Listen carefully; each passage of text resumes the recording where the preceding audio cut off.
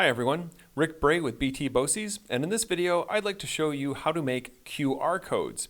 Now if you're not familiar with QR codes, they're basically these types of pictures that you can scan and they can take you out to various web resources. So it's a great way of getting the physical world to link to the digital world.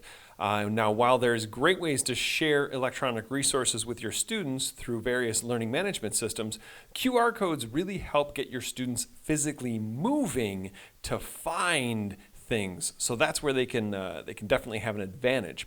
So let's talk about what the heck we're going to do here. How do we make these QR codes? There's lots of different ways to do it. Today we're going to show you the method using the goo.gl shortener.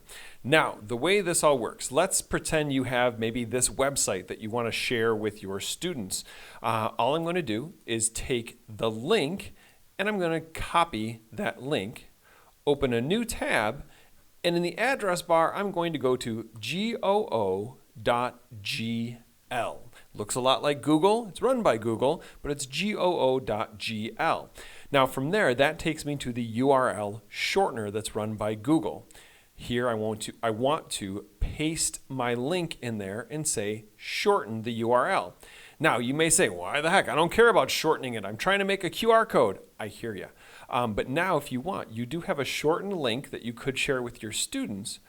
But once that shortened link is made, if you hover over the most recent one that you made, click on these three dots to the right and say QR code. You now have a QR code that you can right-click on and say Save Image As. And the best part is you can always go back and look at this later. Keep in mind, you can also do this maybe with a document, a shared Google Doc or anything in Google. Instead of taking the web address, you just want to set your permissions correctly. Again, copy that link, head over to goo.gl, paste your link in that spot, hit the shorten button, and now three dots, QR code, and bam, there it is. So now how do I interact with these QR codes? Well, there's a couple different ways, and one is using, if you have an iOS device, you can actually, in the new iOS 11, the camera acts as a QR reader. So let me see if I can show you that here on a side window, right? So here's my camera, and when I scan it, there we go, it offers me to open goo.gl in Safari. So if I tap that, all of a sudden, poof, I'm looking at that Google document. Now, if you're using a Chromebook, that gets a little bit different, but you can use a QR code reader. It's the QR code extension. I'll put a link to this extension down in the comment section of this video, and that's going to bring up this little extension here that now when you click on that, that makes a QR code for the page you're on. That's kind of handy.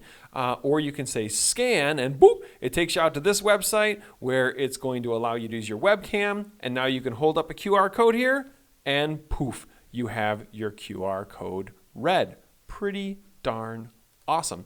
So there you have it. That's how to make a QR code method actually using two different ways. One being the goo.gl URL shortener, and the other using the extension, the QR code reader. If you have any questions on QR codes or anything else EdTech related, please feel free to give me a shout via email. Otherwise, thanks for watching.